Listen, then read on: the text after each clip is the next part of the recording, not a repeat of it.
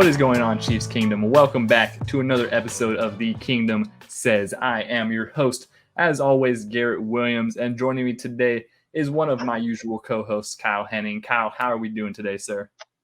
It is, today is Thursday for us when we are recording this. Thursday. So it's nearly a Red Friday. We got our last preseason game coming up. It's the first home game. Yeah. I expect to see none of the starters on the field. No. Gonna be very little, I would hope zero of Mahomes and probably little of most of the very important guys. Yeah, maybe get him out there on the first Yeah, play. It's hotter than you know what outside for basically everybody in the kingdom at this point, I feel like, because it's just freaking believably hot all over the place. Yeah, other than that, it's been decent. It's better than I was last week. Last week was unfun. I'm feeling better because I was definitely feeling under the weather last time. So, What about you, man? How's it going this week for you? Doing pretty good. Good week so far. Good week of Chiefs football. You know, obviously we had the preseason game number 2, which, you know, everybody got out unhurt, which is the biggest goal of preseason games. That's all you really care about. There's a couple flashes from some guys that we're going to go ahead and talk about. There was lots of flashes. They looked really good. But that's also because very impressive performance versus a bad team. It's also, that team has no depth. Yeah. And we also kind of own that stadium now at this point. So it's 3 wins in a calendar year at State Farm Stadium. Thank you very much. Arrowhead West, you know. Well, West. There's too many Arrowheads at this point, I feel like, but we're getting there. It's fine. Well, there's also Arrowhead West of which is Vegas Stadium, obviously. So that's, you know. Then there's Arrowhead Far West, which is the SoFi. Chargers home. Yeah, or especially when they played in that soccer stadium. Oh man, that was Lord. Yeah. But yeah, it's been a good week. It's been a solid week. A lot of news to talk about. Some unfun news that is still going on that we're going to dive into. But yeah, how much news there really is. There is not much news. It's just the situation getting more. News is no news, which is not good news. But yeah, we're going to dive into how the preseason game went, and then we're also going to kind of look at some decisions related to the 53-man roster. Because why is that, Garrett? Why are we looking at the 53 already? On the horizon. So preseason game number 3 is going to be this Saturday. It's on the horizon. It is on the horizon. Saturday is the last preseason game, and then the 3 days later, Tuesday, man, that went by quick. Yeah, August 29th at 4 o'clock, I believe. Yeah. That is cut down day for 3 o'clock Arrowhead time.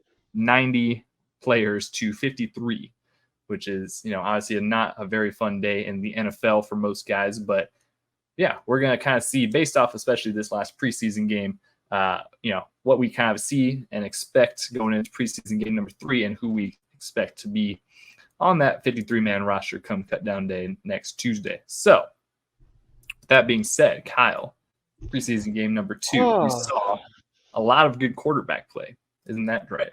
A lot. And from one of the guys who apparently wasn't even going to play in the game.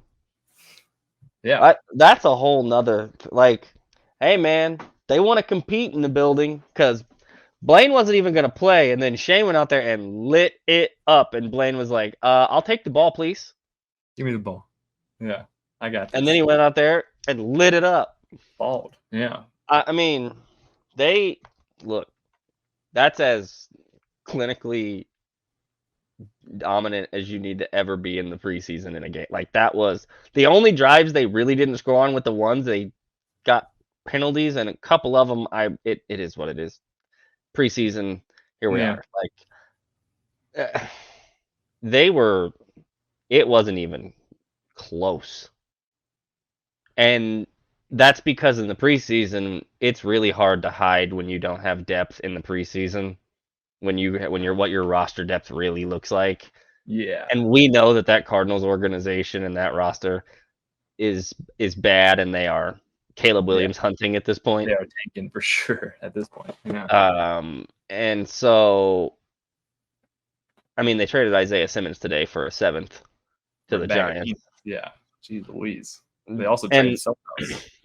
I think that was probably because they were honestly probably going to cut him because they declined his 5th-year option. This was his last year on his rookie deal, and they are tanking. Yeah. They won't And say it also out loud, but they are tanking. and also had absolutely no clue how to use them. So they're like, Not at all. Oh my let's just lord. get a 7th round pick out of this guy, which is crazy. But At this obviously, point, Cardinals more than what not, they thought they were getting, I'm sure. Obviously, the Cardinals not a very depth heavy team. And the Giants going, I mean, we could probably try and see if he's fits in somewhere. Yeah, Wink Martindale with him. Yeah, sure. I think we can make that work. Yeah, I'm sure Wink's going to have trouble figuring out what to do with a guy that they can play in 3 different positions depending on what package they're in. Exactly. But yeah, the Chiefs, obviously, a couple quarterbacks played really well. All 4 of the quarterbacks, actually, based off of what passer rating. Mahomes had the worst day of them all. Yeah. And straight up off eye test, all 4 of them played well. Like, yeah, they all just had a very, fundamentally. That also means, you know what else that means? Of the playbook. That also means that the guys around them, all 17 of them that caught passes that day, had a pretty good day also. By the way, the 18th guy had a target, but I think it got knocked down. Of course, you know.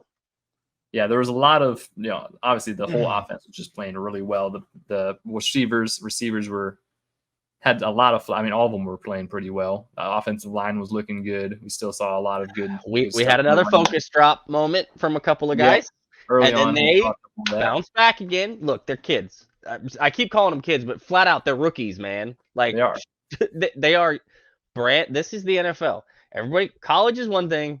The NFL is another. However, I didn't get a chance to watch the Andy press conference yesterday, but did you confirm whether or not that Rashee Rice quote is correct? I've seen floating around. I have not confirmed or denied that quote, but I have seen said quote. I haven't got a chance to verify that, so I don't really want to speak. I don't want to say that's. If he said that, I'll put it like this: if he said that out loud, that's about as big of an endorsement you're ever gonna get out of that man. When it comes to that's a big time statement from Andy Reid.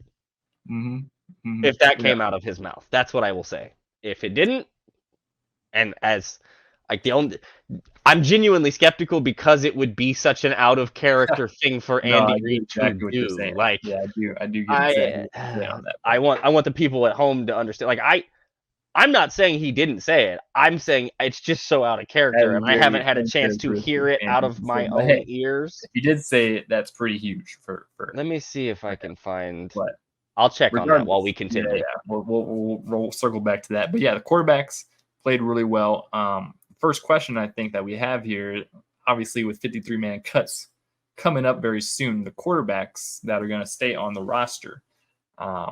Historically, the Chiefs have kept 2 quarterbacks, although last year they did elevate Shane Buechele, and they had him on the active roster for numerous games. So that's going to be something to look at, especially with the NFL's new 3rd quarterback rule, how that's going to kind of work for having 3 guys.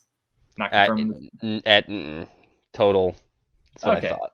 Well, that's what I thought, because there ain't no way. I was going to say, I'm going to listen to that press conference after this, but there ain't no way that came out of his mouth, and it didn't. Yeah, that's a good thought.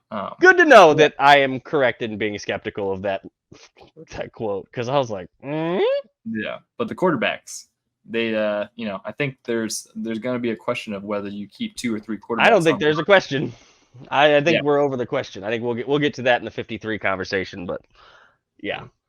Yeah, I agree. I think it's it's not the most common thing that we've seen over the past couple of years, but Shane Buechele is playing really good football, and he's not making it to another. He won't clear the practice squad. He is going to be on another team if the Chiefs cut him. So that is something really to consider. Obviously, I don't think the Chiefs are going to cut Blaine Gabbert. That'd be a very big shock. Andy Reid's expressed his desire to go with a vet at that backup position, but who knows? Yeah, I mean, when you have Buechele there, they have the new rule to take advantage of. We'll talk about it when we dive into the 53 side of it. Yeah. To look at the rest of the game itself, the defense mauled them for the most part. Yeah, defense had a good day. Was pretty consistent, especially the second, third, and fourth teams. Yeah. Most of the back end. Now there's a couple guys that probably could have had better days. It's not going to work out probably for a couple of them. There are going to be some guys on this team that people want on this roster that will be on the practice squad. Yep. Yeah. And there are going to be some guys on this team that they try to take to the practice squad, I think, and end up other places because teams yank them to their 53. I think one of the guys they're going to get to the practice squad and he's going to go there pretty easy because I don't think other teams are going to take that jump on him is BJ Thompson. He's done well, but I think they're going to use the elevation side of things with him. He's one guy that in that Arizona game, I didn't see as much out of him as I wanted to, but I haven't got a chance to go back and watch specifically his snaps. I just got to watch it live that day, so it's always hard on initial live watches to really tell how guys are doing. There's a lot to focus. And with that said, I just feel like if it comes down to where they've got like a vet at one of these other positions that definitely won't get to a practice squad or will be a guy that, if they cut, he'll go sign somewhere else or somebody else will try to steal him. That being said, I think they're going to have a couple of these young guys that they've drafted that are going to get sent that way because they'll clear waivers, because they'll make it to the practice squad, whereas like say Derek Nottie won't. Right. I do see what you're saying there. It's you'd like to see a little bit more from the young guys, especially with kind of the reliance that Shamari Connor had another decent day. Yeah. In the Arizona game. Notable moments. I think your special teams is getting pretty much lined up. Deneric Prince, he can catch the ball. Yeah, that is another question mark. He blocked pretty well. I liked his pass pro the once or twice that I noticed him pass protecting, which is why I say I liked it, because typically if I don't notice it, that means you're not doing it well enough. When Patrick got hit and then I noticed that you didn't do it, but me noticing that he was doing it well is something because it's like, hey, it's actually there. I've at least seen him flash that he can do it. And most of the part there, we've talked about this. It's mostly a want to thing in most cases. In most cases, pass blocking is definitely a want to, and especially with the running back position. And in most cases, because in one of our running backs' defense, he can really try to want to all he wants, and he's gotten much better at it from a technique perspective. But he's also still little. So there's only like I've seen some and little guys that pass block. And people say Jet's little. Jet's also not as little as some people think. That boy is pretty solid. Yeah. He is. He's a rock. Yeah, but he is. And he's what, 6 foot? I think they got him listed at 6. I thought they had him listed at 6. Here, I should have him right here. I thought they had him listed at 6 foot. I thought he was like 5'10", but he might be. But I thought they had him listed higher. They also had Tyreek Hill listed at 5'9". He's listed at 5'9". Okay. They had Tyreek Hill listed at 5, I think 10 or 5'10 and a half, and we know that dude was 5'10". Yeah. Yeah. Clyde is 5'7". 5'7" for Clyde. Deneric is 6 foot. So and those, like I said, Clyde is smaller than all the other guys, but he's a small guy. In his time, as much as everybody likes to hate on him, his technique, and he's always had the willingness, but his technique to do it as a smaller guy has gotten better. For sure. The technique has gotten there. Definitely an asset that you need to have at the running back spot. I will say they've got a deep room.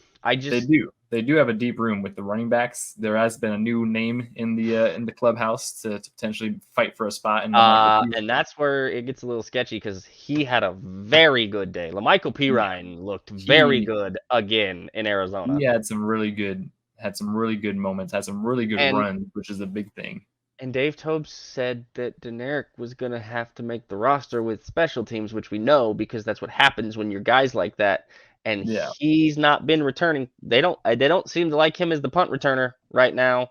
No, he's actually listed as the main kick returner.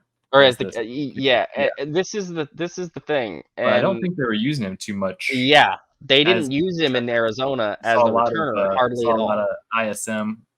We saw a couple other guys, but we didn't see that much of Deneric. And right now, Amir is the backup punt returner on the depth chart.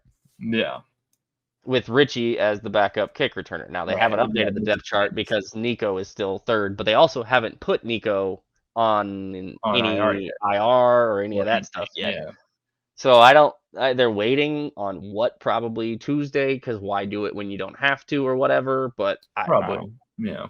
or they're still negotiating an injury settlement IR release, like they did with, I think, Jody, because that's what they have to do with that. When you IR a guy like that, I think you can injury settlement to where if they get off IR, they can come. You can bring it. I don't know. Yeah, I There's don't a think whole they did bunch that of, with Jody. I think because his is or actually it's not Jody. Who'd they do it with? They did it They with. did it with a couple guys. There's like an Yeah. Anthony Stone or something. I Yeah, wanna say.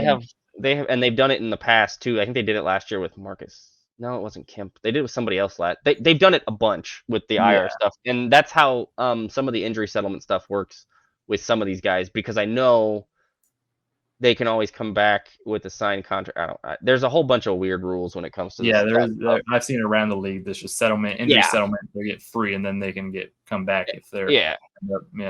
But otherwise, I think there's a waiver process, and if they clear the waivers, then they can go back through. Right. Revert right to the IR. I think that's what they might have done with Jody. I'm not sure. So the other guy that stood out, Leo, man. Leo had another good day, and they're going to be able. I think they're going to use him in different ways than they used him last year, which I am very curious to see how that goes. They're doing different things with him. He's pass rushing in some areas. So that's going to be fun to watch. Been doing some different stuff. How do we feel about Echo? How did we feel about Echo? We didn't talk about him last episode. Right, he was the one omission that we had of all those other. Which is bad because he actually played really well last game and against the Saints, but he didn't have such a good day against Arizona. Yeah, he has shown a lot of impressive stuff. I also just think there's too many DBs for him to make this roster. Yeah, and I'm not sure. I mean, looking at the roster, it's there are a lot of DBs to kind of make, and I'm not sure exactly how many they'll have to keep, especially with all the other. It's going to be weird. When we get to the 53 man, we'll kind of see how it all balances out. But I don't know if still got those broken fingers, right? Nick, he does have some broken. I think a broken finger or something. But I think he should be pretty good. I think he should. I think he's. I mean, you would think a few weeks and the broken fingers would be okay. I mean, they're not going to be perfect, but they'll be healed enough to put in the. Yeah, exactly. I mean, just looking at the DBs, I mean, I feel like it'd be more unrealistic for them to carry more than 10 defensive backs. Oh, no, I think 10 is your total, but I just think trying to figure out what the 10 names are is going to be. I guess let me rephrase that. I think figuring out what the 10th name is going to be interesting. I think that's the one, because I think I think it's basically between Eco and Dion Bush for, and one's a safety, one's a corner, but either way, you're kind of just playing special teams at that point. Or DiCaprio Boodle you got in there. I mean, there's a couple other younger guys, but I'm not so certain DiCaprio is making this roster. No, I don't think so either. I think you're 5 safety. I think you have 5 safeties for sure. I think Reed, Cook, Edwards, Shamari Connor, and Dion Bush are all making this roster. Yeah, I think Dion Bush does stay. Yeah. And then you have Trent, Legarius, Josh Williams, and Jalen Watson. And then what? Yeah, so probably Nick Jones if he's healthy. Nick Jones fractured multiple fingers on his left hand, which seems unfun. Multiple. Yeah, that is a lot more than one. The one that I thought. So we'll have to see. That will be an interesting. That'd be pretty unfortunate to have them, have an IR thing with him. The only thing there is, do you maybe slide him on, pup list him, and then pull one of the other DBs that you think can slide through to a practice squad or pass waivers and bring him back right after? They have some good young guys there. I mean, they've got Boydo, they've got Khalif Hasil,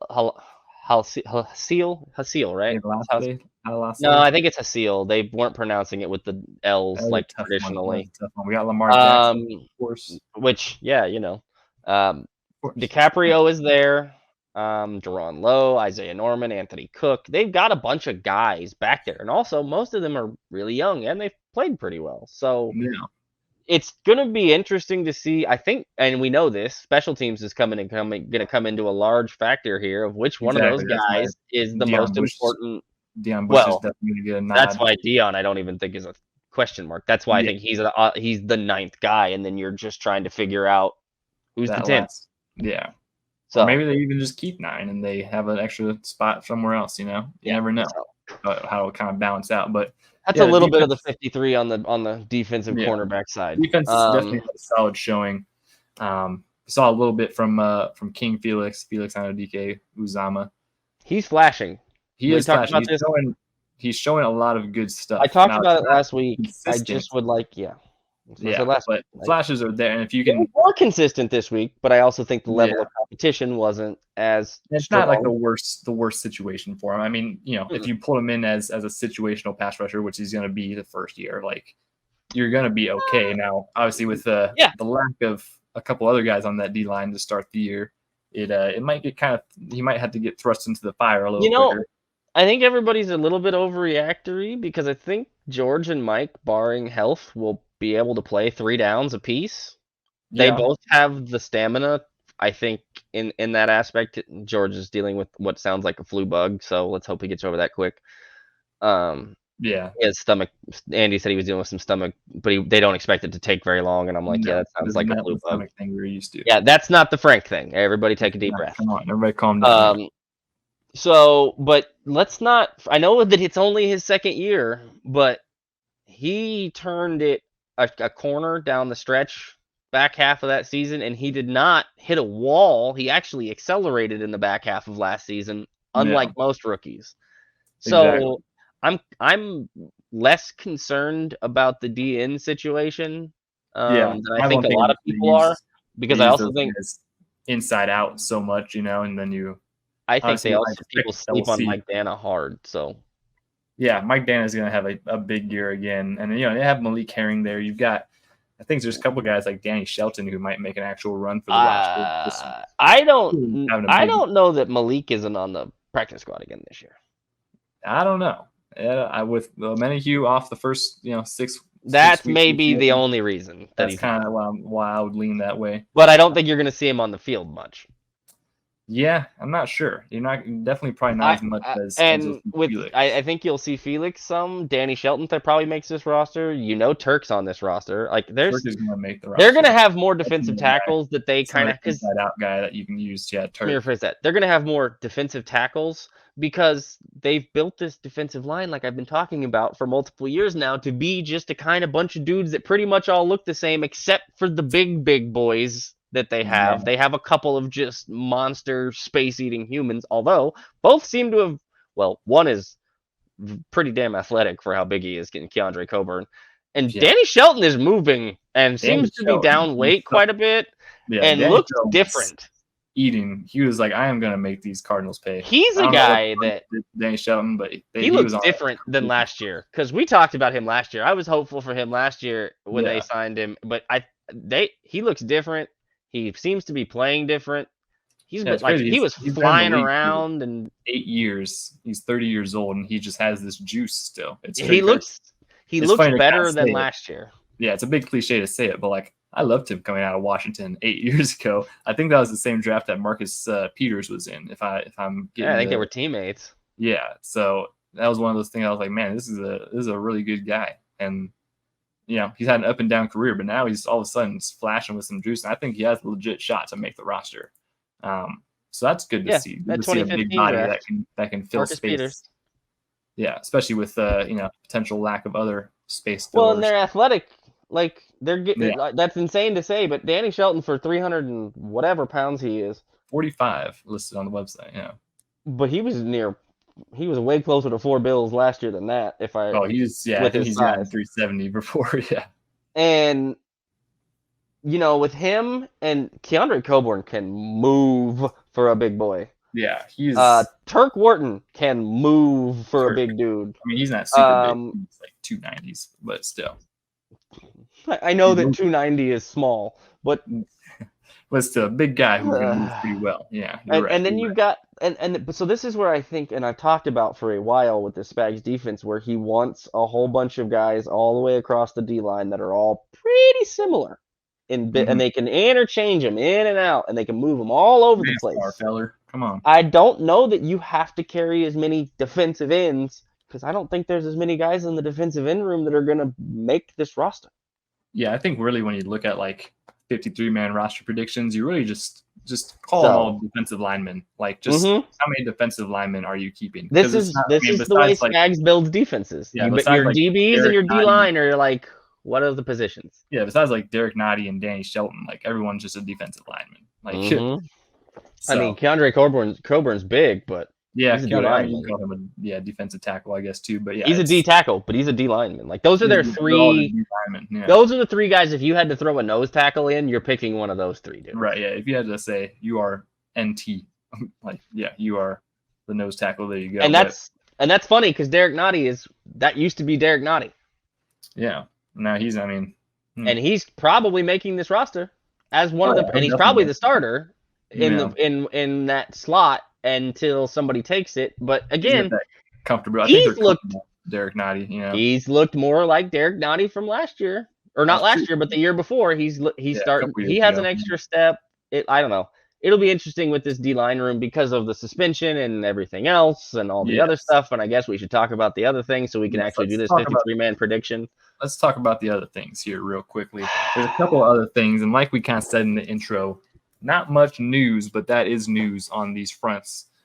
First and foremost, L'Jarius Sneed has still not practiced or played or done anything yet this offseason. Obviously, he was dealing with a little bit still day to day with the knee, and I know PTSD. Chiefs fans. Last year, and then this whole year it's been knee swelling and knee inflammation and whatnot. So he is yet to see the field with only like 15 days, I think, until the NFL season. That's a little bit worrisome, and you definitely it's not what you love to see. Not what you love. You don't. I'd rather deal with it now than have it try to get it under control than screw with it later in the year. You still got time to get him good, and he'll be up to speed pretty quickly. I think he's a solid athlete. I'm not too concerned about him being up to speed mentally anyway, because he's mentally. That's the thing. At least he's been there and been in all the meetings and all that stuff, and he's working with the guys still. It's if you go off of what Spag said, he's one of the smartest players he's ever had. So because Spag absolutely loves him. So it's full confidence that L'Jarius Sneed, once he is healthy, he's going to be very, very good to go. And knees are tricky things, and people are very PTSD-ish with the day-to-day thing with Eric Berry, and y'all just need to breathe and let it go. I think Sneed. I think it'll be okay. It's going to be a resolution. I think they're just playing it safe. Similar how they played Isaiah Pacheco really safe. They had. Oh yeah, he just took his non-contact jersey off, right? So it's I think they're definitely leaning towards playing guys safer this offseason. Kadarius Toney has been played safe. Exactly. We haven't seen him since the first. We didn't even see it. We haven't seen him. Yeah, we haven't seen Kadarius Toney. The first punt rep of the entire training camp. Literally just warm-ups. So it's one of those things. But yeah, it's L'Jarius Sneed. I think he'll be good to go. The other piece of news that has hit the airwaves this week. Chris Jones has, still not signed a contract with the Kansas City Chiefs. Signed a contract extension. He is still holding out. And as per Andy Reid in a press conference yesterday, he said there's been no communication between Chris Jones and the Chiefs. And he said he's had no communication. Yeah, there's been no communication with Chris. That doesn't, and people need to be. I know, it's bad. It doesn't sound great. Also, at the same time, he says things in a very deliberate manner. He does. That doesn't necessarily mean that Brett and the agents haven't been talking. That doesn't necessarily mean that there's been no contact between the organization and his camp. Yeah. They asked him if he's been in contact with Chris Jones, I believe was the question, and he said there's been no communication. He could be giving you the straight line answer of Nate Taylor's athletic. I read it. Some more light on it. Definitely. Yeah.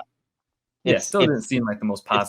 It's not ideal at this point. We know that. Not ideal at all. Everybody would prefer him to be in camp. I'm sure he'd like to be in camp with a new deal. I'm sure the Chiefs would like him to be in camp. I know the teammates want him in camp. The fan base at this point, guys, look, it's a business, man. At the end of the day, it's a business. Mm-hmm. Could situations have been handled differently by all parties? Probably. And I'm sure we'll reflect on that after we get a resolution of some variety on what that is. Yeah. I know that a lot of people are mad at him for the tweets or whatever. I get it. I also understand his side of it. But also, there are some things that just don't make sense from some of the stuff that he's said on there. And I really wish his agents, maybe they did tell him, maybe he just chose not to. But from my view on it and how usually you see this go with agents and players, if an agent gives you a suggestion, wants you to not do something and tells you or does something a certain way, they traditionally don't do it because they don't want to jeopardize leverage on these contracts. They don't want to jeopardize anything. Any little thing can tip things weirdly when it comes to these contract negotiations. So a lot of the times you play it close to the vest, and I just don't know how much experience. And this isn't a knock on these agents, but look at the rest of their NFL client list, and it's not the same kind of guys. Chris Jones is the only notable guy. It's really. So at that point, it's hard because then the agents need to get the big deal done because they need to get their check. They want a certain thing. They do want that big check. So they want a certain thing. Then Chris has his interests too, and they also have Chris's interests at heart. So they need to get Chris the deal that Chris wants, while still being able to get what they think they need to get to make them look a certain way to present themselves to future clients. Hey, we can get these big deals done for these big name guys and get them what they want and get them where they need to be. This is all part of the game. It's a business. So I genuinely believe the fan base would not be reacting in the way that they have been, save for the one tweet. I mean, there's all the other stuff is silly and annoying and whatever. There's that one tweet that has set everybody off. Really? And it's like, really damage. I hate that's it. It's business. Also, the thing is, though, and this isn't specific to Chris, most of the general public does not want to hear a rich person say "I'm rich" out loud. And saying I can afford it when you're talking about millions of dollars to people, a general populace that isn't exactly having the most fun at this point with the current economic situation. Yeah, it's not gonna ring. It's not gonna ring very, very cool with some folks. And I'm not telling you that those folks are right, but I am telling you that perception matters when this stuff happens. And I just wish that my thought is if that tweet doesn't go out, the reaction, there's still going to be a few off in the corner because there's always going to be somebody that has to have a problem with something. A couple of haters. That's how it works. That's how this stuff works. But there's been more of the people that you don't typically see way over there consistently kind of take the angry approach towards him at this, mostly because of that tweet. Like, and Herm Edwards is a crazy individual. He was a fun dude. He was an interesting coach. He's said a lot of things, but one of the most correct things he's probably ever said was sometimes you just don't press send. And that goes for everybody, everywhere on social media. Yeah, everybody. Me, you, messages, DMs, your mom, your grandma, everybody that has social media. Sometimes you should type a message out and just delete it. Yeah, I agree. I will say about the entire Chris Jones situation. It's just to make a lot of sense for the both. Oh, the week 8 thing makes no sense. Yeah, I mean that definitely doesn't make. I feel like that's really just posturing. That's a troll thing. I don't really care. That's why that doesn't matter to me. That doesn't make no sense. He's just losing. Like we kind of talked about, he's just kind of losing money at that point. Well, not even that, and then he'd trap himself. A ton of sense to me as far as like. Well, he really doesn't benefit anybody. If he did that, if he held out to week 8, he would trap himself because of the CBA that the players negotiated. Yeah, exactly. So, with how according to the CBA works, like his franchise, if they were to franchise tag him next year, it just goes drastically down. It goes to like $24 million, which is what Quentin Williams is getting paid. So he's missing out on a big. It's just taking $10 million in fines roughly. He's taking gonna get because you're missing 8 game checks and you're already missing $2 million from training camp, and game checks are like $1 million per. Exactly. So it's like $10 million of your $20 million. Then you're missing more money on your contract next year, and then you're just not going to get a big long-term deal. I mean, you can just sign the deal right now. They're going to tag you next year. Yeah, because then you're $24 million on the tag, and now you've put out your ability to get your next deal another year. Yeah, and that's the Chiefs using the CBA because they can. That's what we mean when we say the leverage a lot of the times favors the teams in these scenarios, because the CBA is built to have these guys sign these deals and have them play these games. Exactly. There's not a lot of leverage left for the reason Nick Bosa is not being discussed in the same fashion with these same kind of contract conversations is because he's on his rookie deal and they can waive those fines. Yeah, exactly. This is different. That they did get right in the CBA. Yeah, but that's you're the a veteran, difference. You're on your second contract. Those fines don't get waived. Those fines are Right. permanent. So the difference and the reason that the players, I think, my only reason I can think of why the players would have gone this route in the CBA and gone ahead with doing it this way is because 99.5% of the time, what's the biggest contract that you're going to get as a player?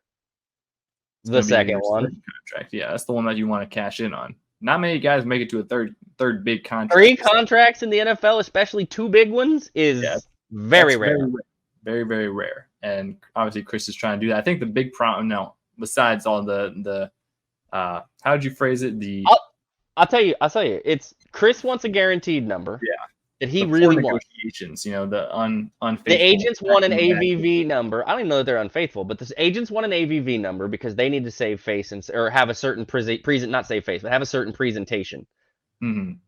The Chiefs have a number and a guaranteed number. Yeah. And the agents are stuck in the position of we have to get Chris his guarantee. So the Chiefs are going to have to. There's going to have to be movement on both sides to get a deal done because that's how negotiations work. Yeah. But like I said, they've said 30. I think it's more about the guarantees. I think the agents probably are bottom dollar wanting 28 AVV. I think Chris is probably wanting somewhere in the neighborhood of 80 million guaranteed, and Kansas City is probably at that 27 million AVV and 70-ish million guaranteed. They may have to go up if they really want to get this done to 72, 75, 73 guaranteed. And that goes down to how much can we do? And I think the other thing probably is Chris wants 4 years guaranteed and Brett probably wants 3. Mm-hmm. Mm-hmm. And just the agents want 4 and 3. Like, just for reference for people too, like Quinnen Williams is the second highest paid defensive tackle. He just got paid this offseason. 4 years. $4 million over 4 years with 66. Yeah. So you can see kind of where the trouble stands because then the top paid defensive tackle in the league, Aaron Donald, he currently makes $31 million a year. I'm not sure how much 3-year deal. Yeah, on a 3-year guaranteed deal with I think nearly. I want to say was it almost fully? Was he? I'm gonna look. Why do I want to say that was a fully? He received $65 million in guarantees. 65, but it was a 3-year deal and it's $31 million overall. Right, and it's 31. So you can see the kind of trouble the Chiefs are in because the second highest paid is $24 million. The highest paid is $31 million. So you have a $7 million gap of how do you fit a person in as the second highest paid defensive tackle in that gap? Like Kyle said, the agents probably want 30. The Chiefs probably want closer to 27. And so there's a middle ground here that you have to find that satisfies everyone. Also with the guaranteed money and the years, I mean, something has to give. And how Brett Beach has done negotiations since he's been here, he is very firm in his negotiations. He has a number, and he is pretty set on that number. And it's not often that he's paying top of the market money, even to the biggest stars. Here's the other thing that we have to factor in with the Aaron Donald situation that we don't talk about enough when it comes to this. I know that technically he would not be the top paid player in the market. He would be the top paid player that wasn't overpaid to save from retiring from football and being that guy. Like Aaron Donald had 4 years basically in a row of defensive MVP or all pro or player of the year on defense. And he basically said, I'm retiring. I really don't need this anymore. And they had to overpay him to get him to continue to play. So they did. That's fine. But that's also the same conversation of similarly to when Lamar Jackson tried to go get his deal and wanted the Deshaun Watson contract and the rest of the league went, we're not doing that because that was stupid. Aaron Donald is an outlier. Deshaun Watson's an outlier contract. Those are not traditional contracts. It's hard to use that as this is what it should look like when that deal is so far drastically different. Outlier as opposed to how the rest of the market kind of reacted to and it. How it's structured. Yeah. So definitely it's tough. It's a tough, complicated mess. And that's why it's business, but also that's why I just wish Chris would have left that one tweet in his drafts because he could have saved a lot of some of the ridiculous tweets I've seen. Like y'all are entitled to feel however you want to feel, but some of the stuff about the respect, about him disrespecting his teammates understand this. It's a business. Oh yeah, we heard from Those guys got to get paid too. Yeah, we heard from they're all in this boat. Yeah, a couple of the guys have talked about it, and there's no bad blood. It's just, like I said, it's a business. NFL is and it sucks. But here's the part of it. The business side of everything always sucks. Pretty much everything fun anybody likes to do, like podcasting, right? Like we love doing this. This is fun. You know what sucks about this? The business side. It's a pain in the butt. It's hard. It's annoying. It's time consuming. It's not fun, but it's part of it. So we get to do this and have fun doing this. Streaming, that crap, it's fun, but the business side of it is a pain in the butt. Yeah. Your day job stinks. It's your day job, right? But you have to do it to have fun at night. Like it's part of the business. It's how the business works. And Chris Jones is handling his business. And I hope that you get for your day job that you love your day job, but you know that at your day job that if you love it, most of the time, the parts that you hate are the business side. You like the people, you like what you're doing. I hate talking about all this crap, all the tape and the training videos and the money side of the nasty stuff and all that. And nobody enjoys that part of it. It's not fun. So I agree. It's always going to be an unfun conversation. Anyway, I guess my thing for the fans would be, y'all, let's see what happens before we're all. Yeah. Because I'll be 100% honest with you. He's a Ring of Honor introductee, regardless of whether or not he signs his contract. Yeah, his legacy is not going anywhere. I hate to break it to you guys. He's still going to be remembered. Y'all can be mad. I don't care. He's going into the Ring of Honor. You were mad at Tony Gonzalez. Where's Tony Gonzalez going? Same place. Like he's already. I think he's already in, isn't he? Like stop. Like it's a business. Chris Jones situation. It's like it's a business deal. Wait for Tony Gonzalez. Like we all want a resolution. I think that's a very solid consensus, but who doesn't? Chris, you want a resolution. Nobody is having fun in this. I know it's been a minute since there has been a resolution, but you just gotta chill. You just gotta chill. Nobody is having fun. Just let it play out. All right. If he starts missing games, maybe we'd be concerned then. But also, some of this fan base has earned some of the trolling he's done because some of y'all need to leave that man alone. Don't players on Twitter. I don't know why y'all do that crap. Leave these people alone. They are normal humans like the rest of us. We've got 15, 14 days to until we really maybe we hit the panic mode then, but we ain't got to worry about it. I'm not even going to look, man. Don't panic until there's a reason to. And right now, we haven't playing a game tomorrow. So yeah, exactly. We are playing a game tomorrow. So we're not, but we're playing a game well, when you're hearing this, we're playing a game tomorrow, but it doesn't count. So let's relax. Yeah. But still, we've got football being played this Saturday. And so before that, we're going to just quickly kind of run through we're going to do this 53. We're going to do our 53. This first and only one that we're basically doing because cut downs are on Tuesday. Unless some wild things happen this weekend. Notable news that changes things. But I think going into the preseason game number 3, there's really not a whole lot of things that I can really foresee changing unless, like I said, barring some very big change of circumstances. You know, I think it's going to be just a kind of a reassurance of most guys that you're looking at. So, with that being said, let's dive into it quickly here. Quarterback, we kind of talked about it earlier. 3. I think they're going to keep 3. I think that's especially with the third quarterback rule, how that has to work. Have to be on the 53-man roster, I do believe. So I don't even think it's a question with how well Shane's played. Yeah, and you just can't let Shane Buechele. I mean, in a couple years, I could easily see him being the full-time backup, maybe if not next year. You trade him and get a bunch of picks. That's another thing, yeah. Or get a pick. Andy used to do this with backups all the freaking time in Philly. Could probably use a solid backup quarterback over there and say something. Sam Howell looked good, not gonna lie. Now, how much of that is the team he was playing against? But they look. Hey, that's a good question. Yeah, but I mean, if Eric Bieniemy does what I think he's going to do with that offense, Washington's going to make some people uncomfortable this year in the NFC. Hopefully, Terry McLaurin is good for them. But yeah, Shane Buechele is just too valuable to kind of let go. So they probably end up and specifically because of the new NFL rule, guys.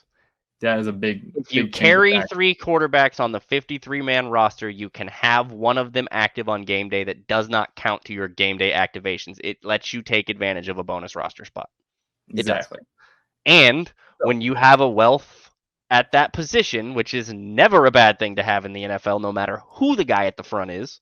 You don't just willy-nilly give it away. And like Garrett and I have said that I don't think I think they moved him up to the active roster last year because Arizona tried to take him off the practice squad. Did. Yeah, they did try to sign him a couple times, so he was on the active roster for I think the entire end of the season. So yeah. So like I just don't see how they don't enter with him on the roster at camp. There's 3 of them. That's it. I don't think there's even a discussion. Yeah. That said, the wide back. receiver room. Oh, you want to go running backs? Let's go running backs. Let's go running backs.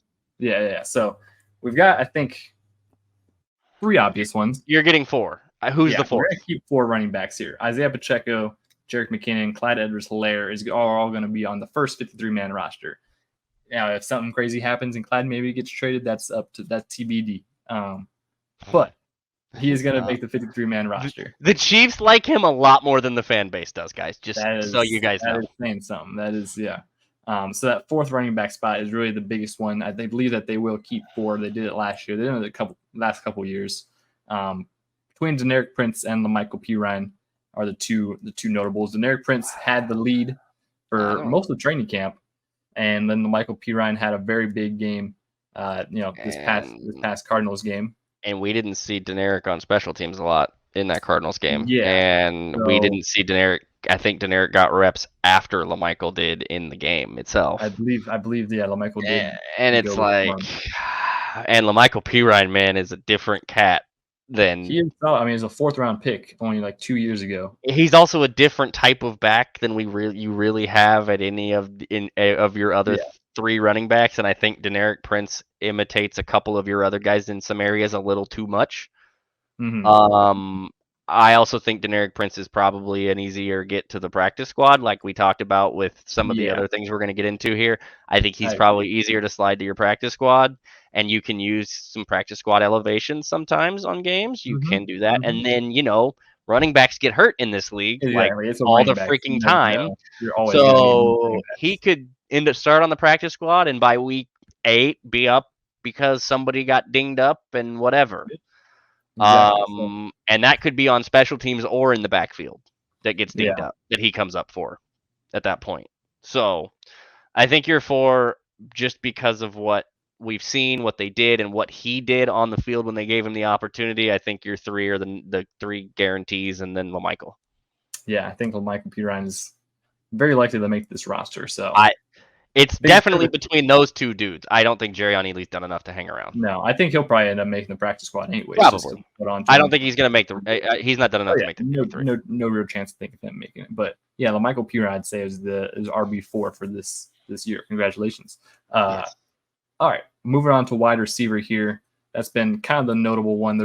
Most of these are pretty much locked in. Are we convinced on 7 here? I think, you have to be, right? Andy mentioned it in his conference. So that puts you at 14. Matt Nagy mentioned it. That puts you at 14 with running backs, wide receivers, and quarterbacks.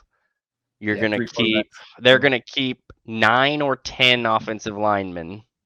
Yeah. And that's going to put you at 23 or 24 in there. That means you're going to have to figure out 3 or 4 tight ends. Yep. All right. Let's run down the wide receivers real quick. I think it's pretty much set in stone. So who's your lock? Sky Moore, Richie James. We got Sky Moore. We got Marquez Valdez-Scantling. We've got Kadarius Toney. We've got Justin Watson. We've got Rashee Rice. We've got Richie James as number 6. And then Justin Ross is pretty much a lock to be on the roster. God, I think so. Yeah. So that would be the 7 there. Which sucks for Amir Smith-Marset because he balled in that Arizona game. Really did earn. He's going to be on an NFL roster, I think, this year. I think he really will. I think Cornell Powell probably is too. I don't think either of those guys clear practice squad, to be frank with you guys. No. And then obviously the only other be Nico Remigio. He will probably end up be a surprise IR candidate. If not, he'll clear practice. Yeah. Otherwise, I can see him clearing waivers pretty easily and making it back on the practice squad, depending on what he wants. Freifogel probably to the practice squad there. Yeah, he's done plenty of things. He looked fine. Yeah, and then with Darion Ely as a wide receiver. Ty Scott caught a couple of passes in that game. Ty Scott congratulations, get your real estate license soon. Juwan Green is the guy that I don't believe ended up with a catch in the game. He had the target, but not the catch. No, I think it's only signed like 1 or 2 days before, anyways. So yeah. So there was one guy, I can't remember which name, but yeah, there's and then they have the XFL guy and the other dude. They brought in some different wide receivers for tryouts and stuff. They're just gonna bring guys. That was the other guy they did the IR settlement thing with Kakoa Crawford. Oh, Kakoa, yes, they let him go to then bring in the XFL dude. Yes, exactly. But so yeah, I'd say that 7 wide receivers is pretty much set. Amir Smith-Marset, I think, did make it pretty hard at the end there, but which is interesting, and this is where Dave Tobe factors in, and things can get wonky on roster cut down days, and you get goofy surprises. Backup punt returner and at the moment, returner, you know, and Remigio is the only other guy on the punt returner depth chart right now, and we know he's banged up. Yeah, that really is something to consider. I mean, we've seen Justin Watson out there returning punts and kicks last year. We saw Sky Moore, obviously, can do it. I don't think people are so upset about Justin Watson. He's going to be a starting wide receiver on this team. And I honestly could see him still getting some return reps because he did. But he only played like 15% of special team snaps last year. I think Charles Goldman put that tweet out. So shout out Mr. Charles Goldman of his new position at, I believe, A to Z Sports. Congratulations on that, Charles. But yeah, I mean, that's the only thing where that could get wonky. That might be like the one surprise moment, and we'll have to see how this last preseason game goes. Hopefully, people are going to lose their gourd if Justin Ross is not on that roster. Yeah. Oh, yeah. I think, that would be. But I genuinely would be surprised if Justin does. With just everything he's shown, he's just, like we just talked about with LaMichael Pirine. He looks different than most of the other wide receivers you have. He looks different than a lot of wide receivers in the NFL. Like, he just looks. Well, did you hear Dan Orlovsky's quote about him today? Or yesterday or today, whatever day it was? I did hear about it, yeah. He basically said if he's healthy, he's AJ Green. Yeah. Which. I remember that. Yeesh. And that's a pretty good comparison because that's a large shoe to fill. Yeah, for prime AJ Green. AJ Green was, but big guy who could get separation and had great hands. Prime AJ Green was a animal. Oh yeah. I mean, he was one of the highlights of that Bengals team that otherwise was very horrible for a long time. They've always had receivers. It seems like they've had Ocho Cinco. And they had TJ Houshmandzadeh. They had God. I love that you know who TJ Houshmandzadeh is. Of course I do. And Chris Henry Houshmandzadeh. Chris Henry, R.I.P. Chris Henry, rest in peace to Chris. They've had, and then you got they have talented wide receivers now. Yeah, they got very, very good wide receivers now. So it's like that is one probably the best wide receiver team of this century. They've been pretty consistent with it. It's nice for them. But our wide receivers are better. I'm just kidding. Hey, I don't hate when we have it, but this group is probably one of the deeper wide receiver rooms, top to bottom. Mahomes is not the most talented. As you know, it doesn't have the top end leaning Hall of Fame talent at the top of the wide receiver room. We had Tyreek and Sammy, like that was very top heavy, but then behind them it was kind of But now it's super, very deep that we have. I don't see a Demarcus Robinson on this roster. No offense, D-Rob. No. Byron Pringle, great guy, but there's no Byron Pringle on this roster. Like Byron, there's skill sets here that are deeper. So it's just it is what it is. But it's an interesting room. I'm scared of Dave Tobe. That could be the funky part. That could be the killer right there. Maybe tight ends. Maybe they keep 8. 3 tight ends? Yeah, maybe. Well, I don't think either of Blanton or Gaithings is anywhere near this roster.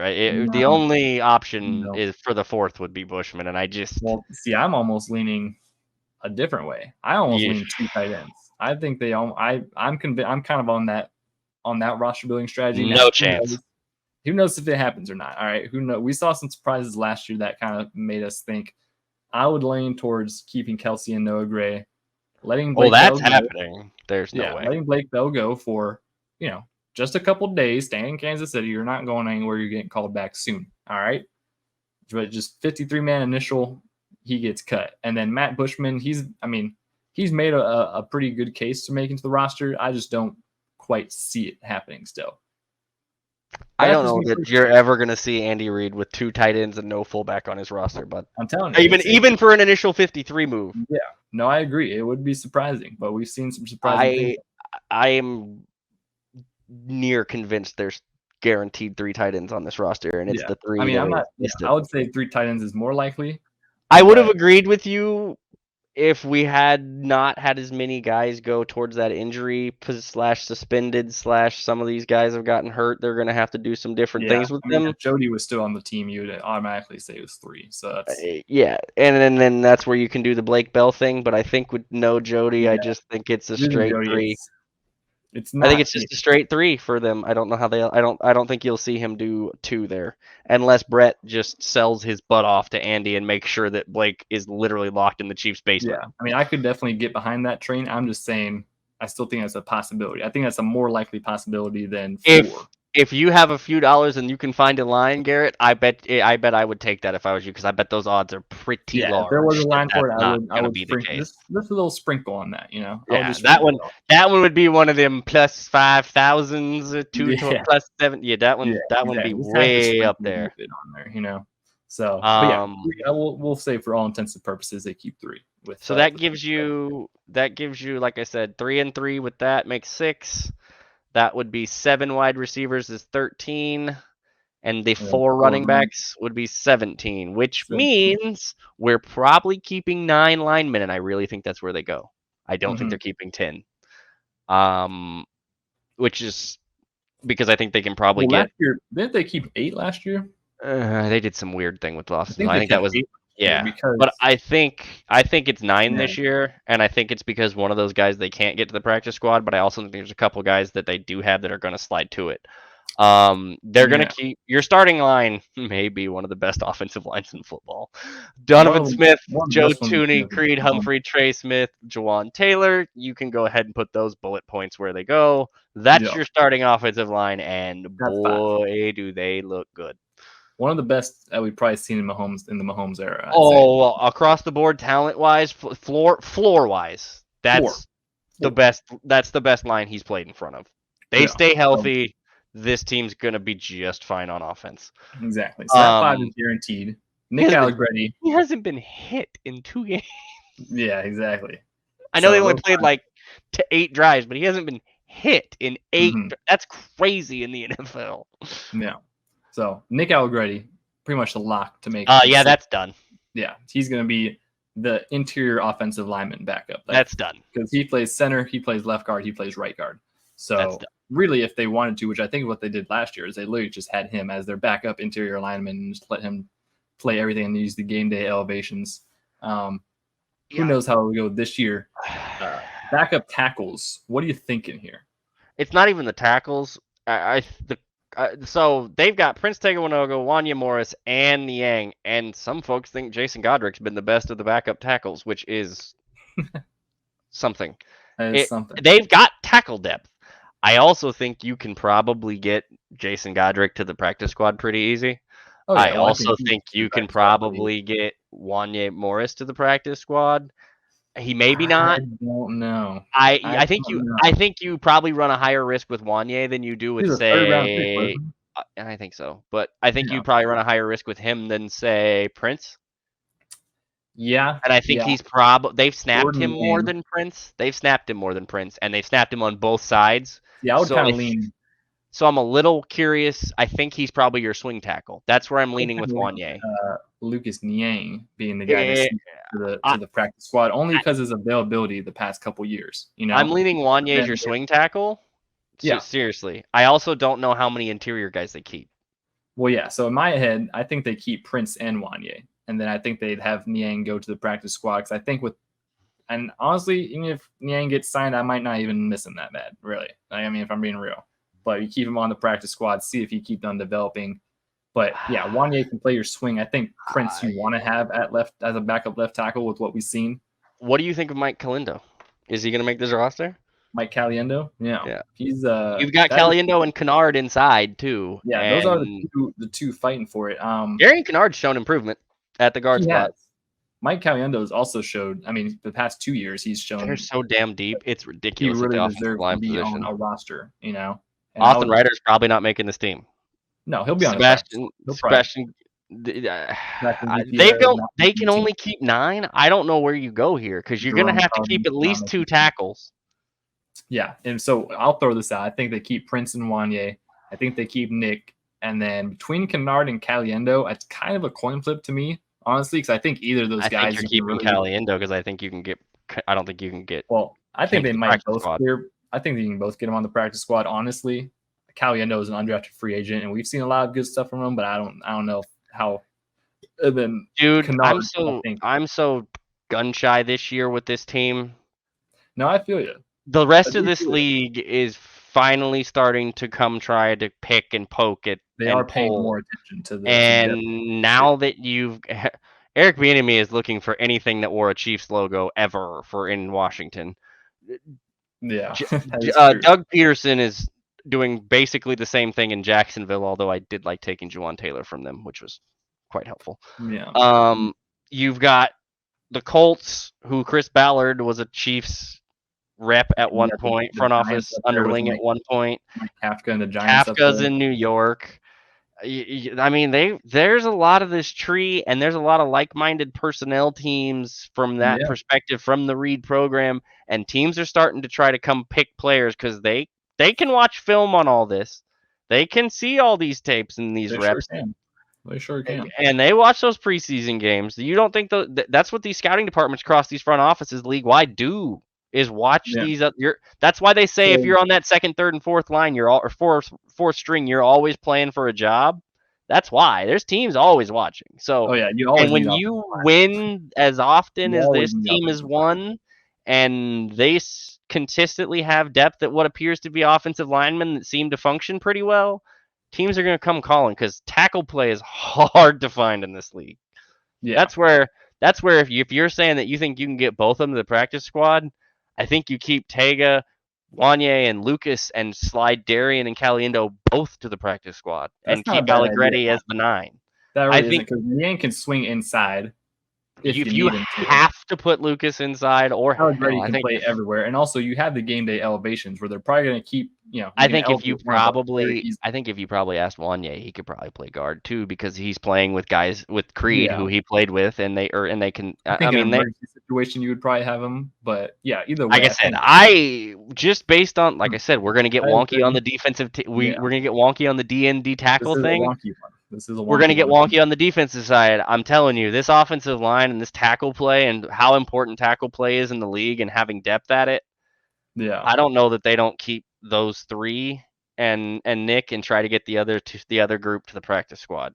I'm kind of convinced by that. I might chalk my vote up to that one, honestly. I mean, we saw him do it last year with only having. I know people aren't in love with Lucas Niang, but y'all, he's not injured. He's much better. Yeah, there's still plenty there. Have him as a potential development still. There's still a lot to develop. There's still plenty there. Have a lot of talent there. So yeah, I might be on that train. So that puts us at I think 26 there, right? With that 9. With 9, and you had 17. Yeah. So 26. Yeah. So we got 27 to play with on the defensive side. Is that in my math? Or whatever. We'll figure it out. Oh no, that's right. we got 3 specialists. 3. So you got kicker, punter, long snapper. Yeah. So we got 24 spots. Right, and I think you're going to run 10 DBs and 10 defensive line. And then 4 linebackers. Why not? That sounds about right. That adds up to 24. Okay, so let's figure it out. Let's figure it out right here. So we got defensive. Let's start with the defensive line. Obviously, we talked about a lot of them. There's got a lot of guys that are locks to make this roster. George Karlaftis, Chris Jones, Derek Nottie, Mike Dana, Charles Omenihu. Is he counting towards the first 53? He's suspended, so I don't believe so. Yeah, so you don't even have to really consider that. So you got 4 locked in there. You got Felix, who's going to be a lock probably. Just by his draft position. So we talked about Danny Shelton. I think Danny Shelton is going to make this team. So that's 6? Did I come back correctly? 1, 2, 3, 4, 5. Yeah, 6. So Danny Shelton, I think. You said Karlaftis, Chris, Dana, and Nottie. And then Felix. And then Danny Shelton. Okay. So we got Keandre Coburn, I'd say, is the next probably likely guy to make it, right? We got Keandre Coburn. Turk. Keandre and Turk. I don't think Turk's 8. I think Turk's probably farther up the depth chart than that. But yes, Well, yeah, Turk we're is just one counting, of the 8. we're just We're counting just going people through in. this. So Yeah, I don't. I know. I'm clarifying because if we don't, that people are gonna be like, "Oh, Turk's the 8th guy." No, that's not what I said. We're just going off of what we're reading across the screen, boys and girls. Right. So then we have those last 2 spots, which the candidates for those last 2 spots, I would say Joshua Kando, Daniel Wise, and Malik Herring, and I guess BJ Thompson. Yeah. And maybe Matt Dickerson. Matt Dickerson had a good camp. I don't think so. I don't think so. I don't think we need that. So out of those, I mean, he's had a fine camp. I just don't. That's not. Yeah, I think you can still sneak him on the practice squad pretty easily. Out of those 4, I'd say probably Malik Herring. They've liked a lot of his versatility, I think. I think they probably I've looked through this and I've gone back and forth like 10 times in my head now on whether or not BJ Thompson is on this roster or on the practice squad. Mm-hmm. I think they could probably get him to the practice squad just because of his size when he was drafted, some of the question marks on how to use him, what to do with him. That's partially the reason he fell in the draft. I think they could probably take him to the practice squad, and then you can try to keep, the Herring and the Kando, even though I don't know that Kando has done much in this camp to show any more increase in development from like a skill set. He's still a freak athlete, but I still don't know what that amounts to. It's just this defensive end group with Omenihu suspended and all that. It makes it, like I said, it makes it more centered towards the D tackles. I think Noddy, Jones, Karlaftis, Dana, Wise, Shelton, and then Coburn, Wharton, and like what do you got? 4, 5, 6, 7, 8. Felix is 9, and then it's either Malik or BJ, and I just out of those 2, I think you can probably stash BJ a lot easier. Maybe Danny Wise gets cut and brought back if they want to do something weird. Or they try to veteran practice squad him. I don't know. I just there's not a lot of. I'm not wowed by the defensive ends, but we talked about this earlier. I don't know if it was on the show or in the pre-show because we talk and stuff before, but Spags has built this front to be everybody kind of has similar builds. They can move them in and out and left and right and stick them wherever they want. And I've been begging for this to get kind of a NASCAR package to where they can just line dudes up anywhere. And they started using Leo Chenal to pass rush with in certain scenarios. I think they may play some 3-3-5 this year, which is because of how much size they have up the middle with Noddy and Coburn and Shelton available for that inside, not to mention Chris Jones existing. Yes, he's still going to play for this team at some point this year. Come on, he's going to exist. But with that said, I think BJ can probably get the practice squad. I also think you could probably easily stick Malik Herring on the practice squad again. It's kind of a whichever one plays more special teams, and I think that's probably BJ, to be honest. He might, but I don't know. He's more built to play special teams from a size perspective than Herring would be, unless Herring's playing it on the line perspective. BJ could be a variety of things on special teams with his size. So that's very interesting. That's going to be a spot. I think. That's the one where I don't know if you're going to have a right answer. There's probably not a right answer. We'll really have to look at this last preseason game. And my vote is BJ right now. If I was doing this right now, to make the team over Malik, I think, because I think you can get them both to the practice squad. I think it's just a matter of say special teams. Out of the 2, I'd probably say Malik, but because it's going to be a coin flip, and I'm leaning Dave Toe, baby, and I just feel like Dave's going to want. Let's pay attention on special teams. Who's on special teams. If you want something to watch in this 3rd preseason game, watch every special team snap you can find. Who's on special teams and pencil them into your roster. That's basically just look through that if you can find first team special team snaps that they put out there in this game. Find them, because that's the if you see a person that you don't necessarily expect, they're either checking to see if he's good enough to do it, or he's on the special teams unit and he's on the roster. Exactly. So that's your preseason nugget secret for this game 3. That's probably not going to have a whole lot of storylines. Yeah, exactly. So I'd say that about wraps up the D line. Yeah, I think for me it's BJ. You can lean Malik. Linebackers: Willie Gay, Nick Bolton, Drew Tranquil, Leo Chenal. Any questions? I'm pretty set in stone. Yeah, I don't think there's much question. Jack Cochran, practice squad. Probably will full get game day 52, elevated. probably practice squad as well. But yeah, those are good guys. Those are going to play I like game day Jack. elevation. I like Jack. Jack's played well this preseason. Yeah, I still think he's a practice squad guy. Yeah, still a practice squad guy. Very easy. I don't think there's many question marks about the linebackers at this Here's point. the fun part. But I honestly DBs. think this is one guy at one position debate also. That's what happens when your roster is a Super Bowl roster and it's young and it's deep and there's talent everywhere. It's kind of nice, isn't it? It is very nice. So let's do the guarantees. Trent Legarius. Yep. Josh Jalen. Yep. Justin, Brian, Mike, and Shamari. Mm-hmm. And I legitimately think Deion Bush is a guaranteed lock also. Yeah. Just because of the special team stuff. I would say so. So that's 8 defensive backs there between cornerbacks and safeties. Nick Jones has broken fingers. He does, which is very concerning because he's had a very preseason in camp. And he would pretty much be a lock, I think, for this roster. I don't know, man. Echo Boyd-Doe's been balling in camp and was balling in that first game for sure. I think he had 1 or 2 ones he probably wants back in the Arizona game, but they also really didn't give up much in Arizona either. So it's, you know what I mean? Like, yeah. I think you probably DiCaprio. I love your fire and your intensity. I just think you're probably going to the practice squad or somewhere else. Yeah. I don't see anybody else. Khalif, Lamar Jackson, Reese Taylor, Deron Lowe. We talked about this a little bit earlier. Like I legitimately depends on what they do with Nick Jones from the broken fingers perspective and how many games if they have to pup list him. Are they gonna put him on the 53 and then put him on IR for the 4 weeks and then they can pull him off? And then they bring Echo from the practice squad because I genuinely think you can probably get either of those guys to the practice squad without much difficulty. Being a 7th round pick, I think you're pretty solid on him being a practice. You can get into the practice. Like I said, the only thing you might get is the team surprise swooping him because we talked about earlier all these freaking Chiefs teams or Chiefs adjacent former personnel, the Bears. I didn't even mention the freaking Bears earlier I guess my camera's decided to give up on me for a moment, so I'll work on that while we continue to talk about these DBs. But yeah, I will say the DBs, we have pretty much 9 of them guaranteed. Nick Jones, Echo, that's kind of the biggest battle, I think, but almost that's it. That's the battle, I think. That is pretty much the battle. This is also the spot that I could see, just keeping 9, and then you have an extra somewhere. You have an extra, maybe an extra wide receiver, maybe lineman, Smith or the 10th lineman with Kennard or Caliendo. Exactly. So this is almost like, depending on how Nick Jones's injury is, you might just see 9 DBs here. I would almost kind of lean that way, but if I had to say 10 over Nick and Echo, there it goes.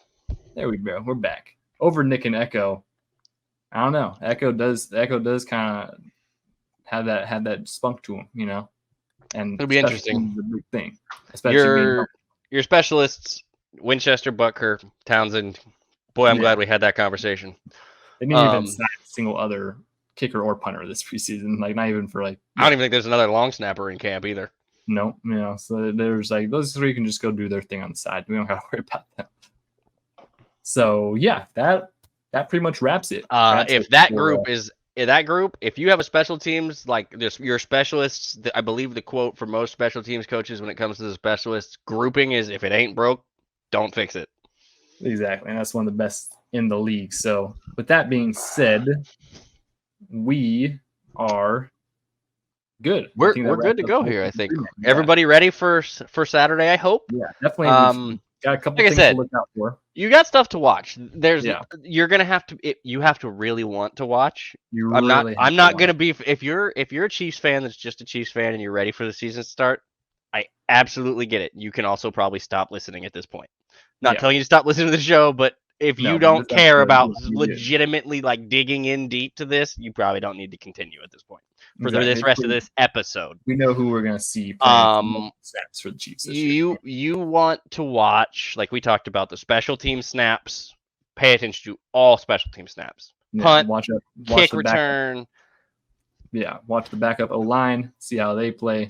You definitely want to see the consistency from the youngers, and then what kind of pass rush do they generate with the younger guys, and with this second and third units, and see who they see what they're using those D-line for. If they're running stunts with BJ Thompson out there and stuff like that, like that might be a good indicator that they might have more trust in him to if they're bringing in and running some different packages, and because I'm telling you, Spags, when he gets to a place and he's been in a place for a while, he's got a playbook on defense. It's got to be dang near like Andy's on offense. He just keeps opening it up a little more. Yep. We got some more stuff over here. We got some more stuff over here. We got some more stuff over here. They could run some 3-3-5 this year. Yep. They could run some bear front if they wanted to at times. Run the bear front. Yeah, I love. They can run pure NASCAR package where you got that amoeba front where they just stand everybody up and go, okay, figure it out. Especially with Legarius and what they want, like they've been using Leo Chenal in some areas. Like, yeah, there's 8 guys here. You have no idea who's coming and who's covering. Good luck. Exactly. Yeah, just cover 0 every play. Let's figure it out. So with that being said, I think that's a pretty solid wrapping point here. Pretty solid episode we've had here. Who's the returners? Who are your returners? Yeah, gunners and returners will help you understand. With Nico probably not getting many reps this game. I feel bad for that kid. I don't know that that injury sucks, man. That does suck. But also congrats on being on the IR and being in the building for the rest of the year. That's true. You don't have to worry. You don't have to worry about that. You're going to eat the rest of the year. Yeah, I've earned the IR. But they haven't IR'd him yet. Yeah, that's the curious thing. I don't know why they wouldn't have done it yet and then just sign another guy to play in this last preseason game. But it's probably a formality. That's right though. They haven't IR'd him yet. I have not seen the IR news. So. No, they have not. So they're probably. I think last I heard they're waiting a second opinion on his shoulder. I think seeing how that goes, they might. I told you that dislocation crap. It can be super severe and require surgery, or just suck a lot and hurt for a little while. Yeah. So watch the returners, see who else gets in that mix behind, Amir Smith-Marset and Richie James. And if Amir Smith-Marset is one of your first punt returner, kick returner, or a ton of return reps, the only other thing that might mean is, hey, come trade me a 7th round pick for this guy. Yeah, that is true, huh? Because Brett Veach, I know he's working on Chris's deal, but you can bet your behind he's got his eye over here too on all kinds of moving pieces. Oh yeah, we've seen plenty of late round swaps for guys who are on the fringe of the roster. Charvarius Ward, ring a bell, ladies and gentlemen. Yeah, for Anger, his name was Parker Anger. Parker Anger, yeah. We got that. We sent we had another backup offensive tackle we traded to the Patriots. Yeah. Yeah. There's always moves. I feel like Cam one year was a late camp trade, wasn't he? Cam Irving? Didn't we trade him out late one year for a pick at the end of a camp when we were going to cut him, I think? I don't remember. I feel like he was either a late trade out or a late camp, no, like 6th round pick, 7th round pick given up for him at one point type of deal. I don't remember. They've done a bunch of that stuff, though, across the roster at different spots for different players, and they've hit a lot when they've done that. So exactly. So with that being said, Chiefs Kingdom, we thank you so much for tuning in with us on this episode. Be sure to pop out at Arrowhead this Saturday and go give it a watch. See what it's like in person. Maybe it won't be 2,000 degrees outside. Yeah, it actually might be kind of hot there, so I don't know. It's supposed to rain, so it might actually feel halfway decent outside. Okay, there you go. And Arrowhead might be a good time. I mean, Arrowhead's always a good time. At least it's supposed to rain in Wichita, and I haven't looked too close, but can't see. But I know that there's precipitation supposed to be ripping through this area at some point to hopefully break up this freaking heat wave we've been dealing with all over the Midwest. It is bad. Yeah, it's all around the country. It is bad. So yeah, that dome or whatever that they kept projecting on the weather map over basically all of Chiefs Kingdom was not my favorite thing in the history of the world. No. So stay cool. Enjoy this last preseason game. Hydrate. Enjoy yourselves if you do go. Hydrate. We've got about 14 days till the first game of the NFL season. So everybody woosah a little bit. A little woosah. Exactly. Take it easy. Every deep breath. Take some time. 2 weeks of preseason here before real football begins, because it's going to be a good time. So I'm ready for real football and watching. Be sure to follow us at Kingdom Says Pod on Facebook, Twitter, X, Instagram, all that good stuff. And then also check out our YouTube, the Kingdom Says Pod you really want to check out the YouTube. Our Kingdom Definitely check out Recon the guys YouTube. are continuing to put out. They had their Yes. first show last Kingdom week. If you Recon. haven't checked it out, check it out. They're getting ready to do another one here. I think probably in the next couple days. And Yep, getting that. I yep, think it's that's a either pretty good coming out time. this week or next week. I think they're doing one every 2 weeks to start with. Can't Yeah. remember. So check out the But- YouTube Kingdom Says podcast. We've got Yes. a lot of good stuff going on there. You can watch our beautiful faces live as we talk about this. So Yay! Chief You can see Kingdom, all of our thank you weird so much. rooms. Cool stuff Yeah. we got going on. Exactly. I need to put up some stuff in my weird room. He's working on it. He's still working on getting his stuff put up. I got a Yeah. bunch of Chief stuff behind me. Got a bunch of Kyle's gear in sick here. already. I mean, he killed it. So It took me a long time. yeah, same. It's been a minute, but It's been a Chiefs process. Kingdom, thank you so much for tuning in, listening, and watching this one. We will see you guys on the next episode. Yes. of We the appreciate Kingdom you all. Podcast.